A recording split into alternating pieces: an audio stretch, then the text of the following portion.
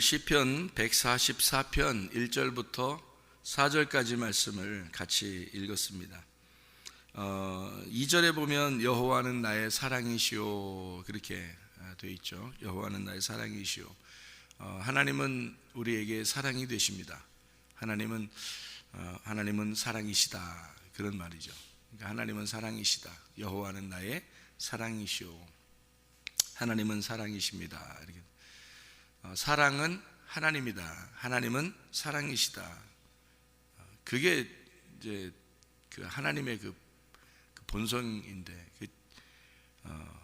하나님의 전부죠. 사랑이라는 게. 그러니까 사랑을 한다는 것은 사람에게 주신 하나님의 그 본성이라는 것입니다. 사랑이라는 것. 그거를 가장 잘 나타내 줄 수 있는 사람이 부모의 사랑이에요. 그러니까 하나님의 사랑을 가장 잘 나타내는 게 부모의 사랑이라는 거예요.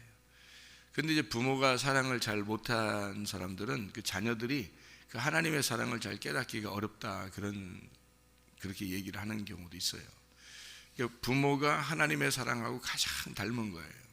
그 어떤 마음이 이렇게 닮았냐면 이 사람이요 아무리 이렇게 폭력배나 다른 데서 나쁜 짓을 많이 하는 사람도 자기 자식에 대해서는 귀하게 여깁니다. 자기 자식은요. 다른 데 가서 막 나쁜 짓 하는데 집에 와서 자기 자식한테는 잘한다는 거죠. 참 희한하죠. 그러니까 그게 본성이라는 겁니다. 이 사랑이라는 게. 그러니까 하나님이 주신 마음이에요. 그러니까 왜 하나님은 사랑이시니까. 그러니까 그러니까 그 부모가 진짜 사랑이 없다 그러면 그건 부모의 역할을 그 자기의 책임을 안 하는 거죠. 부모의 역할을 안 하는 거예요. 왜냐하면 하나님은 우리 보고 사랑하라 그러는 거거든요. 자녀들을 사랑하라. 그런데 그거를 안 하는 거예요. 자기는 그러니까 하나님을 잘 모르죠. 하나님 잘 모르니까 또 그렇게 하는 거고, 하나님을 알면은 이게 사랑하게 돼 있어요. 어떤 사랑을 하게 돼 있냐면 조건이 있고 없고를 떠나서 내 자식이 이렇게 하니까 내가 사랑한다는 그런 마음이 아니라 그렇게 안 해도 그냥 사랑하는 본성적으로 사랑하는 마음이 있단 말이에요. 그러니까 그거는 조건이 없는 사랑이라는 거죠. 그래서 그거를 무조건적인 사랑이다. 여기 가장 닮은 사람이 누구냐면 부모예요. 여러분 그 남편과 아내도 조건이 굉장히 많습니다. 그죠? 네가 나한테 이렇게 해주면 내가 이렇게 해줄게 하는 그런 게 많아요. 그런 그 자녀들도 그래요. 자녀들도 부모가 나한테 이렇게 해줬으니까 내가 이렇게 하지. 이제 그런 애들도 많아요. 그런데 부모들은 정상적인 부모예요. 비정상적인 부모 말고요. 정상적인 부모는 자녀한테 뭘 기대해서가 아니라 본능적으로 그냥 그게 된다는 겁니다. 본능적으로. 그거를 이제 하나님의 사랑이다라고 볼 수가 있는 거죠. 가장 닮았다. 하나님의 사랑은 아니지만 하나님의 사랑과 똑같진 않지만 많이 닮았다. 그래서 자녀들을 위해서 희생하는 부모의 마음은 자녀들을 위해서 희생하는 거죠. 아이를 건지고 자기가 그 반동에 의해서 떨어져서 죽었다는 그런 부모들도 있고 뭐 이러잖아요. 뉴스 같은 데 보면은 그게 본능이라는 거죠. 자녀를 살리고 자기가 대신 희생한다는 그런 게 본능적으로 이렇게 나타나는 그 부모의 마음입니다. 근데 그거를 못 느끼고 살아갔다면 좀 부모의 사랑을 못 받아서 그런 거죠. 제대로 이 부모의 사랑이 뭔지 잘 이렇게 이해가 안 된다. 그런 사람들도 많이 있었어요. 제가 얘기를 들어보면 그런 사람도 꽤 있더라고요. 부모의 사랑을 잘 모르겠다. 사실은 그런 못 느끼고 살았다. 그런 마음이 이렇게 든다. 이렇게 해요. 모르겠어요. 저는 어릴 때나 뭐 이렇게 보면은 다 부모의 사랑이라는 건 무조건적인 사랑이고 그런 희생적인 사랑이라는 것을 뭐 체험하고, 그죠? 우리 그렇게 옛날 우리 부모들은 거의 뭐 그렇게 살았던 것 같아요. 그러니까 자라나서도 부모님이라는 건 이렇게 하는구나라는 건데, 죽을 때까지 이렇게 하시다 가는 게 부모인가 보다 이렇게 생각을 하고, 그러니까 내가 효도하지 않으면 정말 희생만 하다 가시겠구나, 그런 이제 생각이 이제 드는 거죠. 근데 그걸 못 느꼈다고 그러면 고아와 같은 것이고 과부와 같은 것이고 나그네와 같은 그런 사람이죠. 그런 사람들은 누구를 빨리 찾아야 되는 거냐면 하나님을 빨리 찾아야 되는 거예요. 하나님은 무조건적인 사랑 어디서 찾아야 되는 거예요? 하나님이 그렇다라는 건 어디서 찾아야 돼요? 성경 말씀에서 찾는 거예요. 왜 성경 말씀에서 그걸 찾아야 되냐면 사람은요, 이게 그 진리라는 게 있어요. 진리라는 게 있고 우리가 생각하는 어떤 사실이 있어요. 내가 살아가는 것이 어떤 사실이죠. 그런데 그 살아가는 이런 것이 사실인데, 근데 진리라는 게 있다고요. 사실 말고 진리라는 게 있어요. 그 진리라고 하는 거는 우리가 생각하는 거하고 좀 다르게, 우리가 생각하는 거는 우리가 생각하는 하나님은, 신은 이런 건데 나한테 이렇게 해주고 또는 나는 그렇게 반응을 하고 이런 사실이 있는데, 진리는 그렇지 않아요. 진리는 딱 정해져 있어요. 그래서 변함이 없어요. 진리라고 하는 건 변함이 없어요. 그러니까 사람들도 사랑을 나누어도 다 이렇게 조건적이거든요. 근데 하나님은 조건을 따져서 사랑하는 게 아니라는 거예요. 원래 하나님의 사랑은, 그러니까 사랑을 전제로 하고 본다는 거죠. 그러니까 사람들은 무엇인가 행하는 걸 보고, 조건을 보고 사랑하는 거예요. 그걸 조건적인 사랑이라고 그러는 거거든요. 그러니까 조건을 보고 당신이 이만큼 하면 내가 그걸 보고서 확인이 되면 내가 이렇게 해줄게 하는 게 조건적인 사랑이란 말이에요. 근데 하나님은 그런 조건을 놓고 사랑한 게 아니에요. 죽으러 와야 되겠다라고 먼저 사랑을 선포하는 거죠. 내가 죽으러 갈게. 내가 먼저 그냥 나 죽을게. 이게 이제 조건을 본 게 아니라 자기가 먼저 희생하려고 했던 거예요. 그러니까 희생하고 그 다음 사랑할게, 이런 거예요. 그러니까 그걸 전제로 하기 때문에 무조건 사랑이라는 거예요. 이게 조건 사랑은 사랑하는 걸 보고 내가 이렇게 해줄게 라는 게 조건 사랑이니까, 그거는 인간들은 누구나 마찬가지예요. 자녀들도 그렇고 남편과 아내도 그렇고 뭐 성도끼리도 그렇고. 근데 그런 게 마음이, 그러니까 네가 어떻게 행하는 걸 보고 그 사실이 있으면 내가 이렇게 반응을 하게 되겠다라고 그때 마음을 갖는 거거든요. 그게 조건이란 말이에요. 근데 하나님은 전제를 하는 거예요. 네가 이런 조건을 가진 게 아니라 나는 그런 거 상관없어. 그런 네가 어떻다는 사실을 내가 상관하지 않고 그냥 내가 먼저 그냥 죽어서 희생을 함으로 그 다음에 내가 사랑을 시작한다. 그러면 이거는 자기를 죽이고 사랑한 거예요. 그러니까 죽을 때까지 사랑하는지 내가 보고서 네가 죽을 때까지 사랑하나 보자 하고서 했더니 죽었어요. 그러면 이제 어떻게? 그 다음에는 없잖아요. 우리 인간들은 죽을 때까지 사랑하나 볼게 하면 죽을 때까지 가서 딱 보니까 죽었어. 그 사랑한가 보다. 이렇게 이제 그때까지 본 거니까 그때 가서야 하는 거예요. 근데 늦은 거죠. 그때는. 그죠? 이미 그 전에 알아야 되는데 늦은 거잖아요. 그걸 이제 조건이라 그래요. 조건적인 사랑. 근데 하나님은 죽을 때까지 사랑할게를 이미 죽었어요. 그러니까 그걸 이미 끝내고 사랑하는 거니까 조건이 없어진 거예요. 조건이 없어졌어요. 그것을 무조건이라 하는 거예요. 하나님은 무조건 우리를 사랑하신다. 그래서 하나님은 처음부터, 성경의 처음부터 그냥 내가 죽으러 갈게. 그 언약이야, 언약. 예, 약속할게. 내가 죽으러 간다. 그걸 전제하고 너를 사랑하겠다는 거니까 조건이 없죠. 그러니 얼마나 우리를 사랑하시겠습니까? 이건 뭐 부모의 사랑보다도 훨씬 더 높은 사랑인데 그걸 아가페 사랑이라 그렇게 이야기를 하는 거거든요. 그래서 여호와는 나의 사랑이시오. 그분은 나의 사랑이시다. 그분은 조건을 갖추지 않은, 조건 없는 사랑을 가지신 분이다. 하나님은. 그래서 그런 사랑을 가지신 분이니까 우리는 그 하나님의 사랑을 깨닫기만 하면, 이제 못 깨달으니까 그렇지. 깨닫기만 하면 그 사랑을, 자, 남편과 아내가, 자녀와 부모가 정말 날 사랑하는구나 라는 걸 깨닫게 되면 어때요? 마음이 뭉클해지고요. 마음이 슬픈 게 아니라 마음이 뭉클해지면서 속에 있는 뭐예요? 엔돌핀이 막 생기겠죠. 예.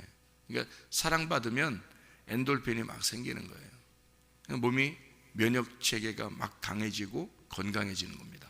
몸도요. 몸이 반응을 하는 겁니다. 그 의미를 깨달았을 때 속에서 몸이 반응을 하는 거예요. 그죠? 나를 사랑하는구나 라는 것을 의미를 깨달을 때 몸이 반응하죠. 영도 마찬가지입니다. 의미를 깨달았을 때 영이 반응하는 거예요. 진리라고 하는 건 어떤 사실에 근거하는 게 아니라요, 진리 자체가 사실인 거예요. 그래서 진리는 이미 정해진 겁니다. 그러니까 정해진 사랑이기 때문에 이 진리를 깨닫게 되면 그 의미가 내게 반응을 일으킨다고요, 우리한테. 근데 이거는 우리를 배신하지 않아요. 그러니까 진리라고 하는 건 배신하지 않는다고요. 그 진리니까. 근데 우리가 뭔가 근거를 통해서 내가 확인해야 되겠다 그러면 그거는 나중에 아니게 되면요, 날 진짜 사랑하는 줄 알았는데 안 사랑했어. 그럼 어떻게 돼요? 그걸 뭘 당했다 그래요? 네? 뭘 당했다? 사기당했다? 사기당했다. 사랑하는 줄 알았더니 사기를 당했다. 그래요? 그러면 무슨 마음이 들어요? 네? 무슨 감이 들어와? 무슨 감?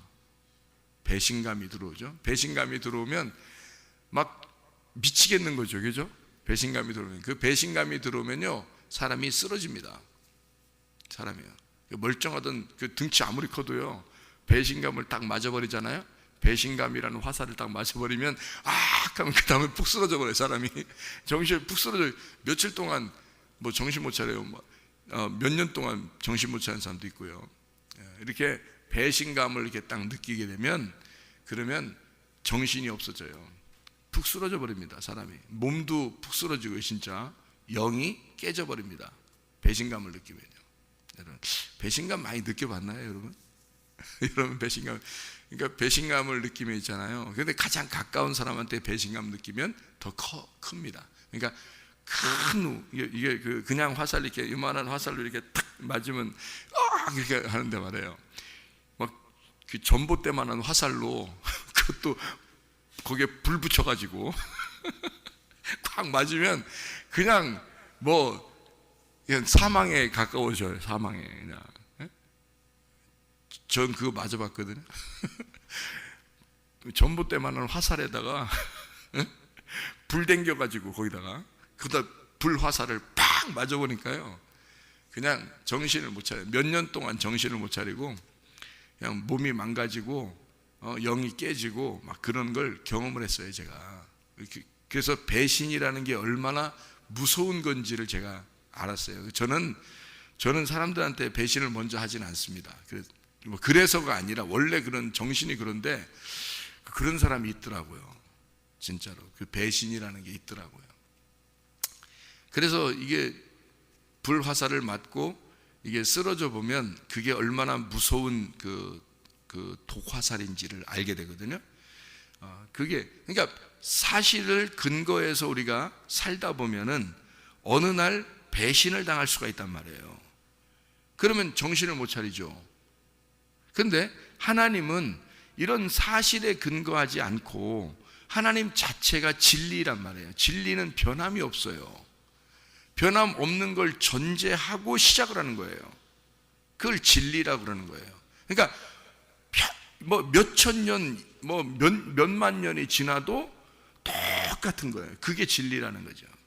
그런 게 진리라니까 그걸 믿어야지. 사실에 근거한 거는 어느 날 바뀔 수 있는 거예요. 그러니까 우리가 살아가는 건 어느 날 바뀔 수 있는 거란 말이에요. 그러니까 그거를 붙들고 있다가는 그거에 의해서 배신을 당할 수 있다는 거지. 자, 여러분, 사람은 완벽하진 못해요. 사람은. 그래서 사람 붙들고 있다가는 어느 날 이게 실망할 수가 있다는 거지. 그러니까 그거 사람을 붙들고 있다가는 실망을 할 수가 있어요. 부모도 자녀도 남편도 아내도 사랑. 근데 진리라고 하는 건 변함이 없기 때문에 진리를 붙들면 배신을 안 당합니다. 그게 말씀이에요. 그래서 이 세상에 있는 부모보다, 이 세상에 있는 남편보다, 이 세상에 있는 우리의 가지고 있는 것보다 훨씬 더 성경에는 아름답고 좋은 것을 우리에게 소개하는데, 그게 바로 하나님 아버지를 소개해 주는 거예요. 고아들에게, 과부들에게 예수라는 신랑을 소개해 주는 거예요. 근데 이건 몇천 년, 몇만 년이 지나도 변함없어요. 그거는 이 말씀이라는 건. 그러니까 이 말씀은 진리라 그러는 거죠. 그러니까 이 말씀은 전혀 우리를 배신할 수가 없어요. 배신하질 않아요, 이 말씀은. 그러니까 이 말씀을 붙들면 배신을 안 당하는 거죠. 근데 사람을 붙들면요, 배신당한단 말이에요. 어느 날 실망하게 되는 거죠. 근데 이 말씀은 그렇지 않잖아요. 그러니까 이 말씀이 이 땅의 소망이 아니라 하늘나라의 소망, 이 땅의 집이 아니라 하늘나라의 집을 우리에게 소개하는 거예요, 성경은. 그러니까 그게 진리죠. 결국에는 죽어도 똑같이 이루어져야 되는 게 진리인데, 우리가 죽으면 바뀌면 안 되잖아요. 죽으면 바뀌면 그거는 진리가 아니죠. 근데 죽어도 변함없이 되는 게 진리란 말이에요. 근데 죽어보니까 사람들이 죽어보면 어디로 가요? 진짜 하늘나라라는 게 있단 말이에요. 그러니까 죽어보면 그 영의 세계가 분명히 있고 그게 성경이 맞다는 사실이 거기 가서도 증명된단 말이에요. 그러니까 성경 말씀은 예전이나 지금이나 앞으로도 계속 똑같으니까 그걸 진리라 그러는 거란 말이에요. 그러니까 이 진리를 붙들자는 거죠. 이게 우리의 생각을 붙드는 게 아니라, 우리의 사실을 붙드는 게 아니라 진리를 붙들자는 겁니다. 그러면 우리는 그 진리 안에서 진짜 행복을 가져올 수 있다는 거예요. 그러니까 하나님은 우리를 사랑하신다. 자, 하나님이 날 사랑하신다는 걸 붙들고 싶어요? 다른 게 날 사랑한다는 걸 붙들고 싶습니까? 하나님이 날 사랑한다는 걸 붙들면 이거는 죽어도 그게 사실이에요. 죽어도 그게 진리고, 그건 우리가 죽을 때까지 살다가 죽어도 그게 진리가 되는데, 우리가 사람들이 날 사랑한다라고 생각했는데 그거는 그 사람이 진짜 속마음 속에 막 이 처음부터 알파와 오메가로 사랑하는지는 우리가 모른단 말이에요. 여러분 진짜 그렇게 사랑하십니까? 아내를 그렇게 사랑하나요? 알파와 오메가로? 안 되는 거거든요. 부모와 자녀가 그렇게 돼요? 안 되는 거거든요. 근데 그걸 흉내는 낼 수 있죠. 그 정도를 흉내는 내는 게, 그게 하나님의 그 사랑을 가장 많이 흉내낼 수 있는 게 부모란 말이죠. 부모. 하나님 완벽한 건 아닌데 그 아가페 사랑을 가장 흉내낼 수 있는 게 부모라고 하는 얘기는 거지. 알파와 오메가로 완전한 사랑을 이룰 수 있는 분은 하나님밖에 없어요. 인간은 할 수 없습니다. 왜냐하면 그분은 진짜 죽었잖아요. 죽으시고 사랑하겠다는 거예요. 진짜 죽으시고서 사랑하겠다는 거예요. 죽음을 전제로 하고 사랑하는 거예요. 그러니까 이건 진리라는 거지. 죽었으니까 죽을 때까지 사랑하는 게 완성됐잖아요. 이미 완성을 시켜놓고 사랑하고 있으니까 변함이 없는 거야, 예수님은. 그게 진리라는 거예요. 사람들은 항상 변할 수가 있다. 병원에 이렇게 신방을 가서 가만히 이렇게 병원 사람들을 이렇게 보니까 말이에요, 참 안타까운 그 사연들이 참 많더라고요. 안타까운 사연들이. 그래서 이제 병원 신방을 이렇게 가서 내가 이제 신방간 이제 병원에 신방간 이제 성도는 이쪽에 있는데, 내가 가서 이제 이렇게 기도해주고 거기 이제 쳐다보러 간 환자만 쳐다보잖아요. 이렇게 가 있어야 되잖아요. 다른 사람들이 이렇게 막 간섭하고 그러면 안 되잖아요. 참견하고 그러면. 그래서 이제 이쪽에 기도해주고 이제 이렇게 있는데, 옆에 이제 환자가 자꾸 막 얘기를 걸어요. 말을 이렇게 자꾸 걸어요. 근데 말을 막 웃기게 잘해. 근데 뭐라고 얘기를 하냐면 변비가 생겨서 화장실을 못 간다는 거예요. 그래서 뭐 죽겠다는 거예요. 한 3일 됐다는데 막 죽겠다는 거예요. 뭐 먹지도 못하고 그래서 이만큼씩 먹는다는 거예요. 이게 계속 막 이렇게 배가 이렇게 부해지니까 변비가 있어서. 그 이제 너무 안타까워서 그 얘기를 막 너무 진지하게 이렇게 막 웃기면서 이렇게 하는데 우리는 속으로 웃긴데 이제 그분은 너무 진지한 거죠. 할머니이신데. 그 할머니들이 참 그 변비가 생기면 너무 힘들잖아요. 그래서 이쪽 환자에게 이제 제가 제 신방간 환자에게 기도해주고 이렇게 있다가 그쪽에서 얘기를 걸어서 이제 이렇게 쳐다보니까 너무 안타까운 거예요. 누워서 세상에 그거 똥만 나왔으면 살겠다는 거예요. 너무 안타까워서 제가 이제 목사님이라고 얘기를 이제 소개를 해줬단 말이에요. 그러니까 그 사람 목사님이세요? 이제 그 교회를 잘 몰라요. 교회를 이제 뭐 교회를 가는 건 막 싫어하는 사람이에요. 그럼 제가 어떻게 해요? 물어봤죠. 어떻게 제가 목사인데 또 기도 한번 해드릴까요? 그렇게 했단 말이에요. 그랬더니 또 그건 또 받으려고 하대요. 이게 워낙 아프니까 그런가 봐요. 워낙 아프니까 기도해 주세요. 그러더라고요. 아니 기도해 주세요가 아니라 그냥 이게 내가 기도해 드릴까요? 그럼 그 똥 좀 나오게. 그러니까 예 그래요. 너무 이제 자기가 곤란하니까 그러더라고요. 그래서 배에 이렇게 다 손을 얹고요. 머리에 손을 다 얹고요. 하나님 너무 불쌍하지 않습니까? 이게 하도 3일 동안 똥이 안 나왔다는데 힘들지 않습니까? 하나님 여기 가스가 다 빠지고 여기 변비가 해소될 수 있도록 다 나오게 해주세요 라고 기도를 이제 간절하게 하고 이제 나올 거예요. 오늘 저녁 기대하세요 라고 이제 하고서 왔단 말이에요. 그 다음날 이제 신방을 갔어요. 이쪽 환자에게 신방을 딱 갔는데 이 할머니가요 막 좋아가지고 한 무대기를 쌌다 이거야. 한 무대기를.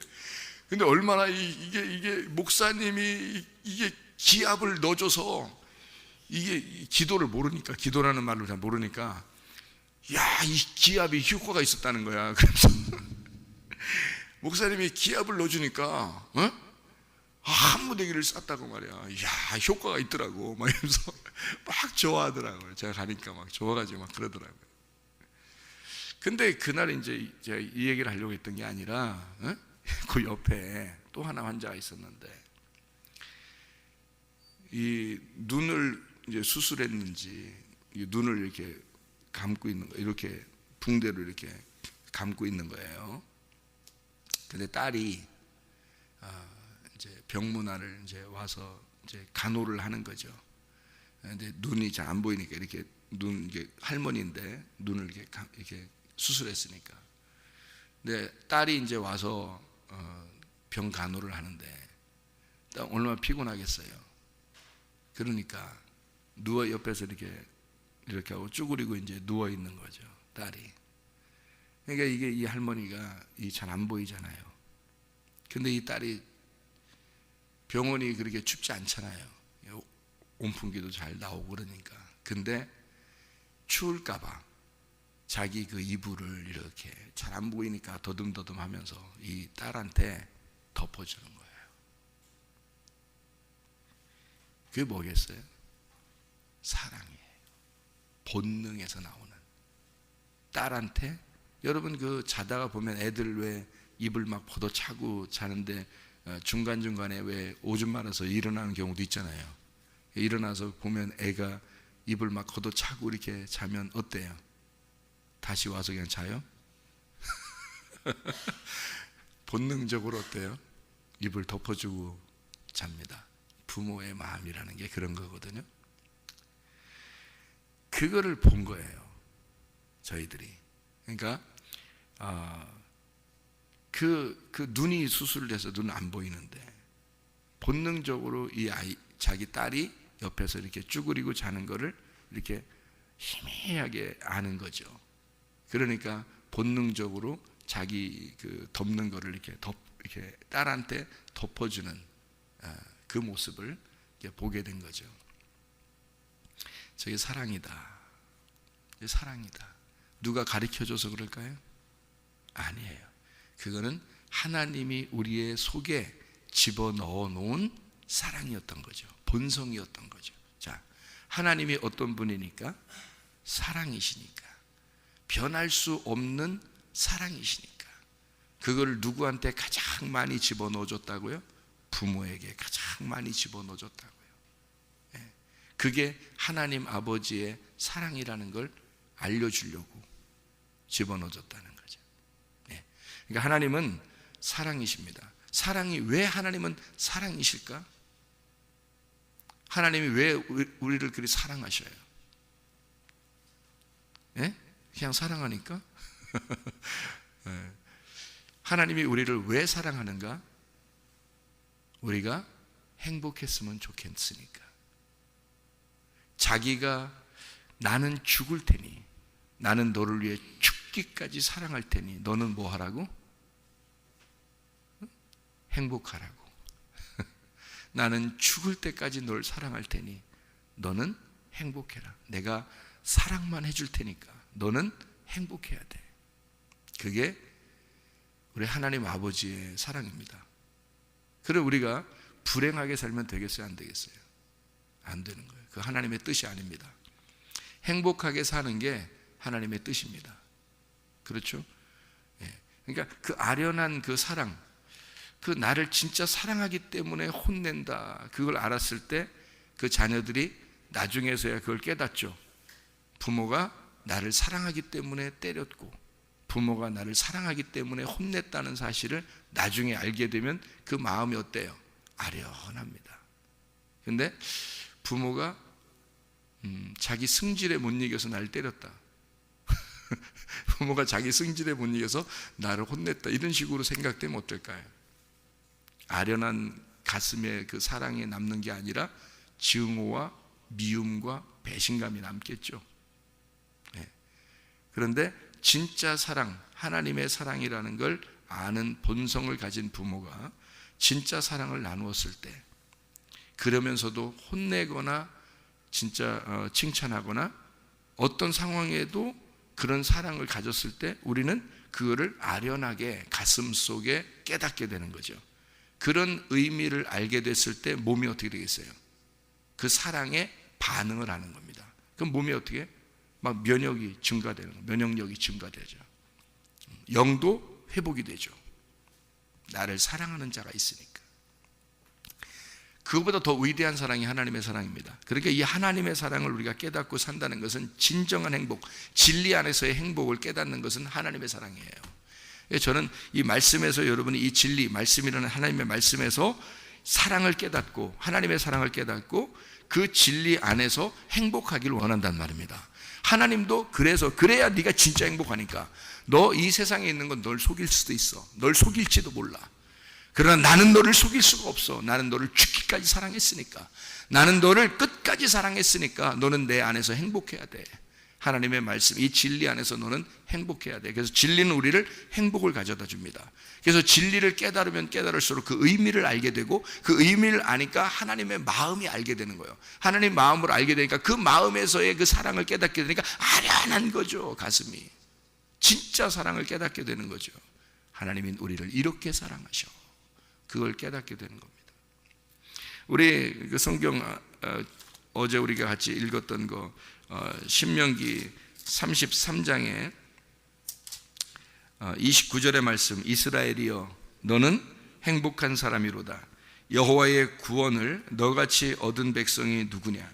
그는 너를 돕는 방패시요 내 영광의 칼이시로다. 내 대적이 내게 복종하리니 내가 그들의 높은 곳을 밟으리로다. 하나님, 우리에게 하나님은 우리가 행복한 사람이 되기를 원하신다. 이 행복한 사람이 되기를 원하시는데 그냥 너 행복해야 돼, 그게 아니라 내가 네 편 돼줄게. 내가 네 편 돼줄게.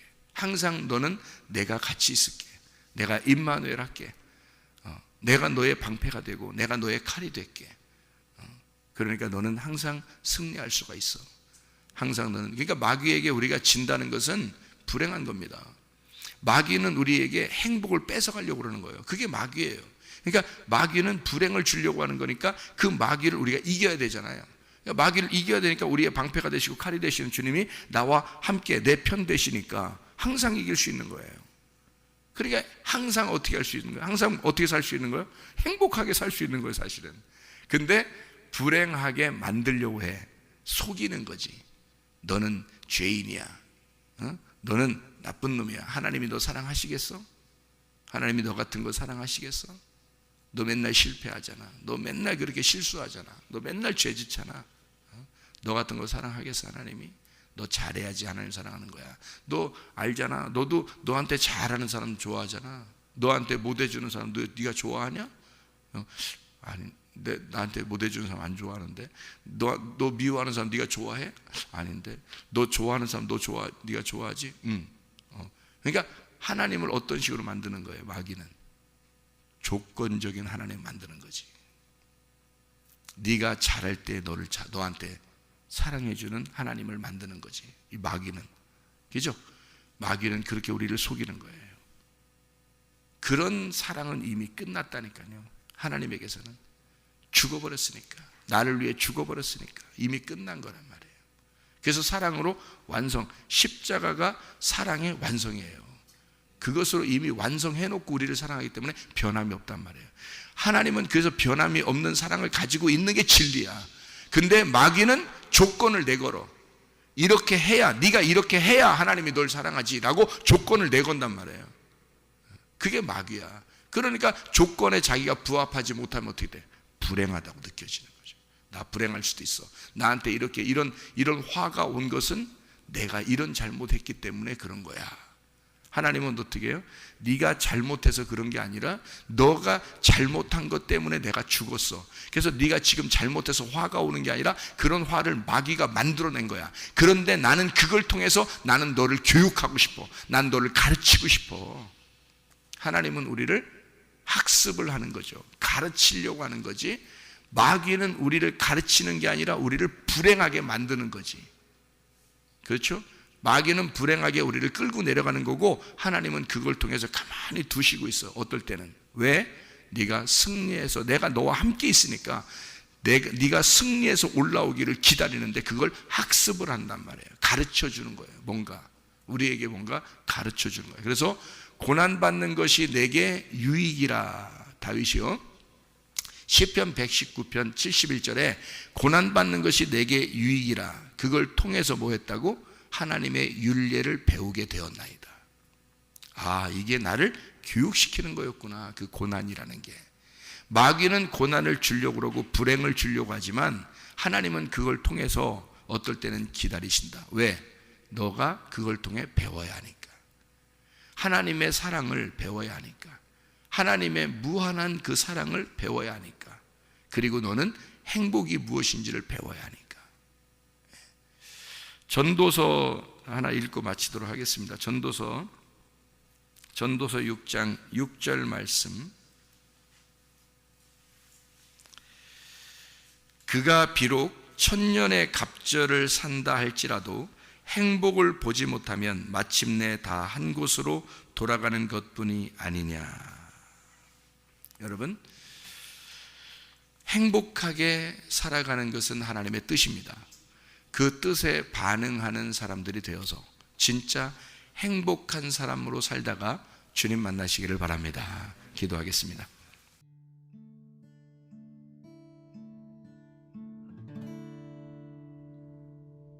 내 속에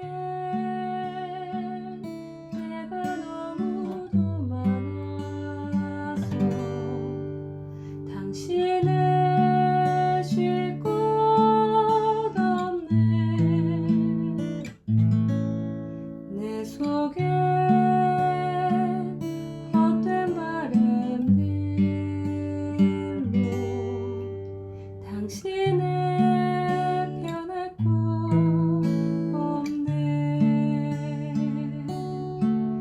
내 속에 내가 어쩔 수 없는 어둠, 당신의 쉴 자리를 뺏고